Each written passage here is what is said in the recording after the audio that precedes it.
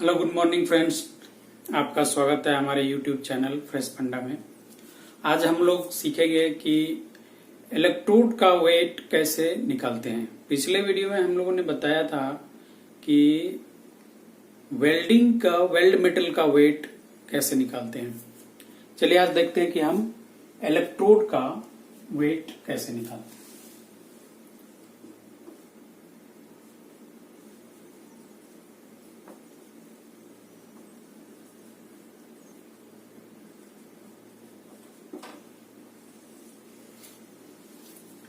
Electrode जब हम welding करते हैं तो इलेक्ट्रोड या कोई भी फिलर मेटल होता है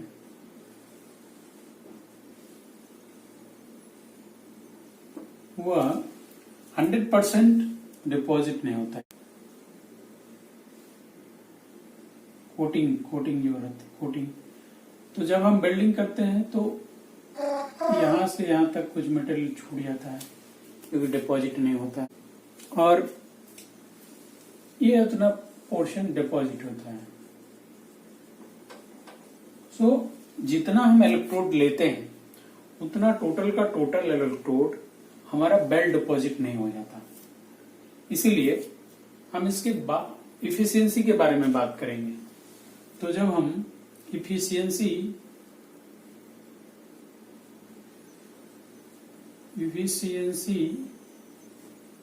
इक्वल टू लिखते हैं तो wait of weld metal deposited by weight of electrode taken consumed.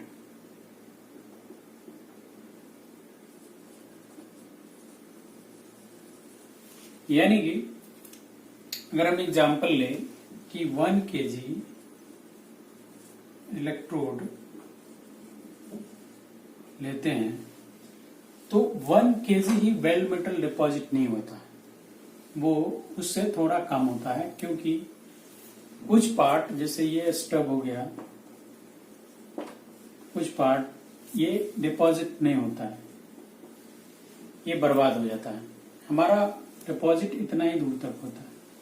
तो इससे साफ जाहिर होता है कि एक इलेक्ट्रोड में जब इतना स्टब बर्बाद होता है तो हम ज्यादा इलेक्ट्रोड यूज करेंगे तो उस केस में हमारा ज्यादा से ज्यादा वेल्ड मेटल बर्बाद होगा, मतलब कि इलेक्ट्रोड बर्बाद होगा, वेल्ड मेटल में नहीं कन्वर्ट होगा। तो 1 kg इलेक्ट्रोड को वेल्डिंग करने से मे बी 955 ग्राम, अगर मान लेते हैं, हम एग्जाम्पल के लिए लेते हैं, इतना ग्राम डिपॉजिट होता है, डिपॉजिटेड। तो इसमें से 1000 मीन्स 45 ग्राम्स वेस्ट हो गया,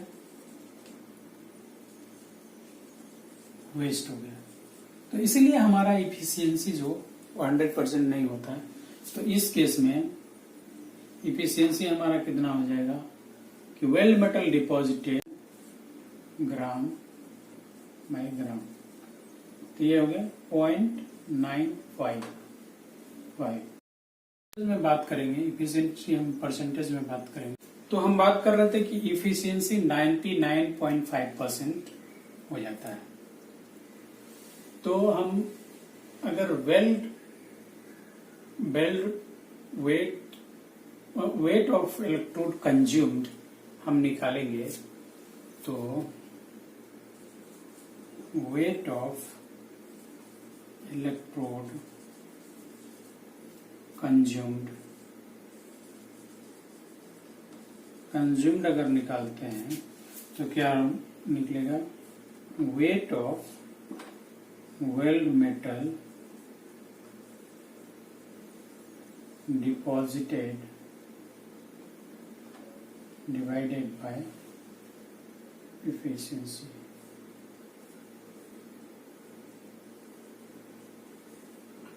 वेल्ड इफिशियंसी इसको जनरली हम ई बोलते हैं। और ऑफ W। तो हमारा इस फॉर्मूला से कितना इलेक्ट्रोड होना चाहिए वो हमारा निकल जाएगा। हमने पिछले वीडियो में देखा था वेल्ड मेटल डिपॉजिटेड कैसे निकालते हैं, जिसमें हमने बात की थी फिलेट वेल्ड की, सिंगल बेवल और यू जॉइंट। इस तरीके से हम एंटायर वेट जो है ना, वेट ऑफ वेल्ड मेटल हम आसानी से निकाल लेते हैं। उसमें पूरा ड्राइंग्स में हम लेंथ निकाल लेते हैं और इससे वो कैलकुलेट कर लेते हैं। और जब वो हमें कैलकुलेट हो जाएगा तो इफिशियंसी के माध्यम से, इफिशियंसी से डिवाइड करके वेल्ड वेट का deposited divided by efficiency is equal to electrode consumed. तो हमारा कितना इलेक्ट्रोड कंज्यूम्ड होना चाहिए वो हमें आसानी से निकल जाएगा। अब ये इलेक्ट्रोड कंजम्पशन जो है या फिर कंज्यूमेबल, ये डिपेंड करता है प्रोसेस पर। एक हम फॉर्मूला और आपको बताते हैं जिससे आप आसानी से आप वेट ऑफ वेल्ड निकाल सकते हैं। देखिए P equal to weight of weld W into L divided by E, where P weight of consumables means electrode, weight of electrode oblique consumables, weight of consumables, either ये KG में हो या फिर pound में हो। जब हम इंच में लेंथ लेंगे तो पाउंड में आएगा और जब हम मीटर में लेंगे तो केजी में आएगा। तो हम पाउंड में की बात नहीं करते हैं, हम केजी में ही बात करते हैं। तो ये वेट ऑफ इलेक्ट्रोड। डब्ल्यू यहाँ पर क्या है, W wait of weld metal deposited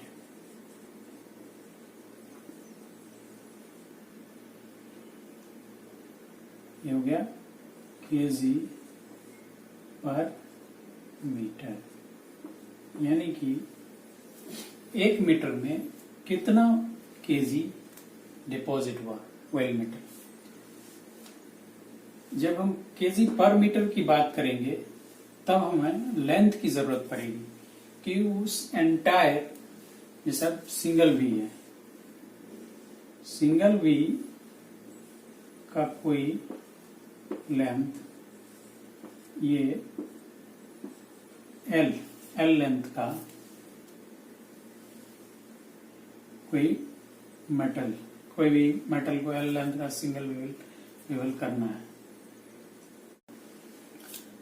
करना है, तो उस केस में हम पहले 1 मीटर का अगर लेंथ निकाल लेते हैं तो 1 मीटर में कितना वेल डिपॉजिट लगा, और उसके बाद total length L is length of weld joint.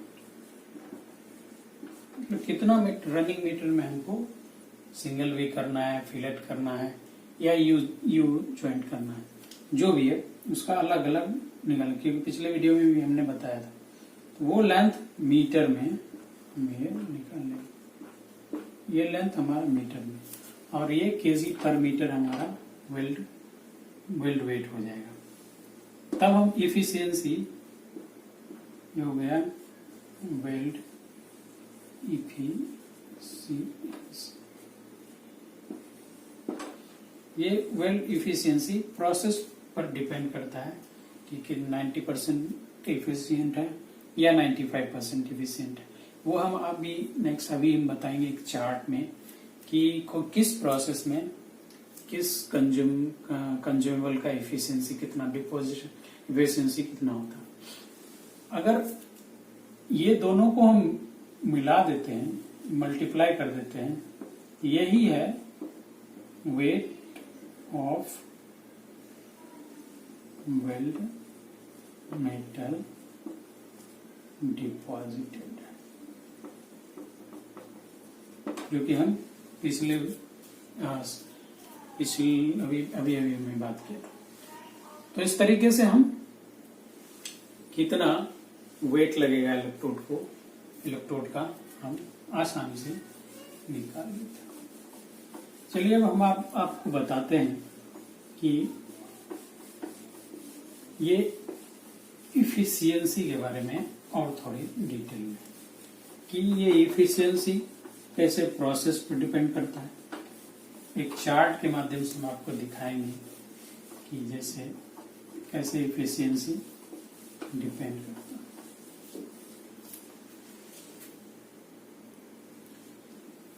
ये प्रोसेस है और ये इफिशियंसी है। फर्स्ट हम देखेंगे submerged metal arc welding. Submerged arc welding SAW एक ऑटोमेटिक प्रोसेस है जिसमें आप मशीन के द्वारा वेल्डिंग करते हैं। इसमें जो है स्टब वो नहीं निकलता और इसमें loss of the weld electrode बहुत कम होता है, इसलिए इसकी इफिशियंसी 99% होती है। दूसरी हम बात करते हैं gas metal arc welding. Gas metal arc welding, gas metal arc welding में 98% आर्गन और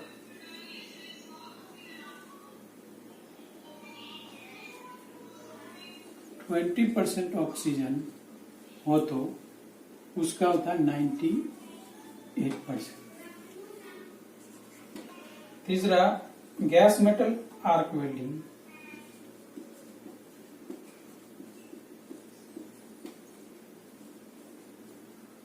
gas metal arc welding 75% argon और 25% कार्बन डाइऑक्साइड हो तो इसका होता है 96%। चौथा हम बात करें गैस मेटल आर्क जिसमें CO2 हो, इसका एफिशिएंसी होता है 93%। पांचवे की बात करें मेटल कोड वायर, इसका होता है 93%। 6 number gas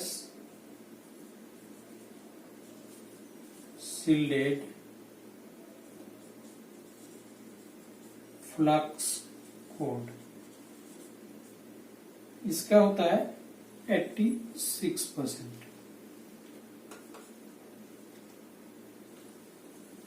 self shielded flux code wire, उसका तो 78%। 8 number shielded metal arc sticks, 12 inch का स्टिक लॉन्ग, इसका 59%। इसका 59% क्यों होता है? क्योंकि इसमें स्टब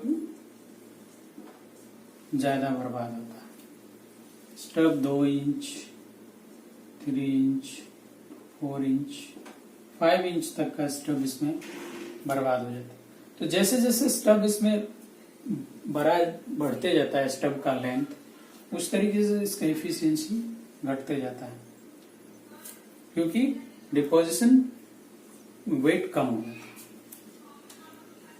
9 नंबर में देखें, shielded metal arc stick length जो है वो 14 इंच है,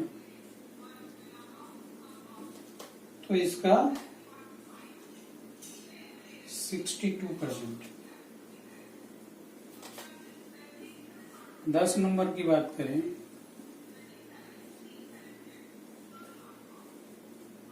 स्टिक लेंथ 18 इंच है, तो इसका 66% इसका एफिशिएंट। तो ये इफिशियंसी है। देख रहे हैं इसमें वैरी कर रहा है कि डिपोजिशन रेट कम, और ये बहुत कम इफिशियंट है। क्यों? क्योंकि इसमें मेजर वेल्ड इलेक्ट्रोड जो है वो स्टब के रूप में बर्बाद होता है, और इसका लॉसेस का कारण है, एक स्टब हो गया, स्टब लेंथ, दूसरा हो गया सैलैग जनरेशन, तीसरा हो गया स्पैटर जनरेशन, और चौथा हो गया स्मोक जनरेशन। इस 4 रीजन के कारण जो होता है इलेक्ट्रोड की डिपोजिशन वेट में लॉस होता है। इससे भी इफिशियंसी इस पे भी डिपेंड करता है। ऐसा होने से इफिशियंसी कम हो जाता है।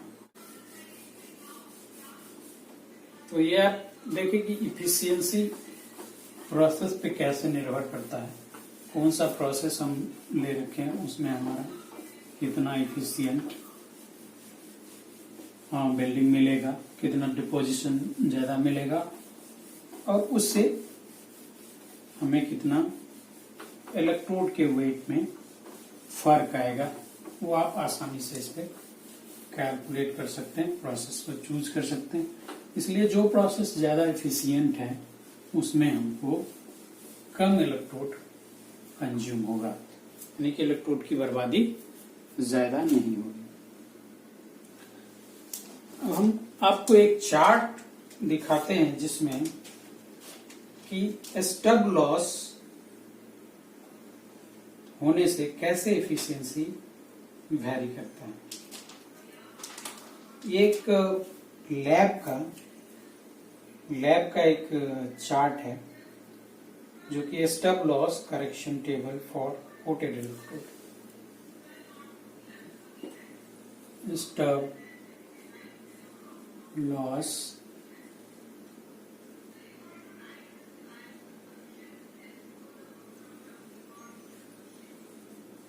Correction table for coated electrode।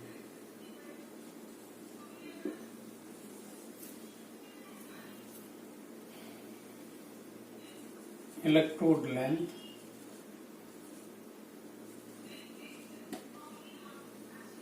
यहाँ डिपोजिशन इफिशियंसी,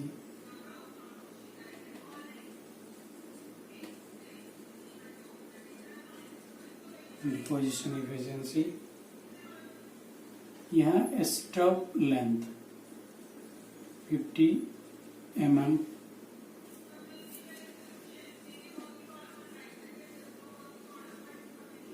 ये 3 इंचेस 75 mm स्टब लॉस, यहाँ 4 इंचेस 100 mm स्टब लॉस, और यहाँ 5 इंचेस।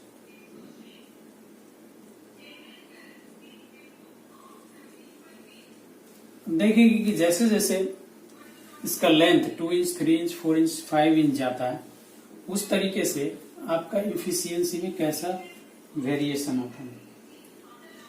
हम इलेक्ट्रोड लेंथ ले लेते हैं 12 इंच का, 300 mm लेंथ इलेक्ट्रोड। तो पहले इफिशियंसी की हम बात करें कि 60% जब इफिशियंसी हो, 60% इफिशियंसी हो, इसका इफिशियंसी 60% है। मान लें कि हमारा स्टब लॉस नहीं हो रहा है और लॉसेस इसमें मिनिमाइज्ड है, बहुत कम है, तो हमारा डिपोजिशन इफिशियंसी 60%। जब हमारा 2 इंच का स्टब लॉस हो जाता है तो इसका इफिशियंसी 50% रह जाता है। जब 3 होता है तो 45%, 3 इंच का स्टब अगर लॉस हो जाता है तो ये 45%, 4 इंच का रहता है तो 40% और 5 इंच का रहता है तो 35%। इसमें देखिए वो कितना का वेरिएशन है, बहुत ज्यादा वेरिएशन है। अगर बिल्डिंग कर रहा है कोई बिल्डर और वो स्टब पे ध्यान नहीं देता और स्टब को वो बड़ा स्टब को फेंक देता है, माने कि 5 इंच का स्टब फेंक देता है, तो 35% ओनली हमको इफिशियंसी मिल पाता है, वरन 60% इफिशियंसी में 60% मिलनी चाहिए थी, लेकिन वो स्टब लॉस करने के चलते 35। तो हमें जब प्रोडक्शन हम लोग करते रहते हैं उस समय हमें ध्यान देना चाहिए कि हमारा स्टब लॉस नहीं हो, स्टब लॉस को हमें कंट्रोल करना चाहिए, तब हमारा इलेक्ट्रोड का वेट जो है वो कम, क्योंकि बड़ा बड़ा प्रोजेक्ट होता है और उस प्रोजेक्ट में बहुत ज्यादा बिल्डिंग होता है, तो आप उस केस में आप ये छोटा सा कंट्रीब्यूशन आप देख सकते हैं कि कितना कॉस्ट का लॉस कर सकता है। जब हम 65% इफिशियंसी की बात करें तब अगर हमारा स्टब लॉस होता है तो 54.2%, 46.7%, 45.5% और 37.9%। तो यहां भी देख रहे हैं 65 का 37.9%, तो बहुत ज्यादा का वेरिएशन हो जाता है। जब हम 70% इफिशियंसी की बात करते हैं तो ये हो जाता है 58.3%, ये 52.5%, 46.6% और 43.7%। जब हम 75% इफिशियंसी की बात करें तब हो जाता है ये 62.5%,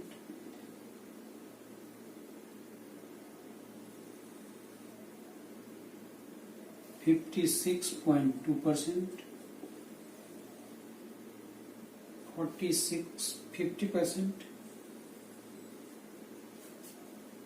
और ये तो 43.7%। जब हम 80% की बात करते हैं तो ये हो जाता है 60.6%,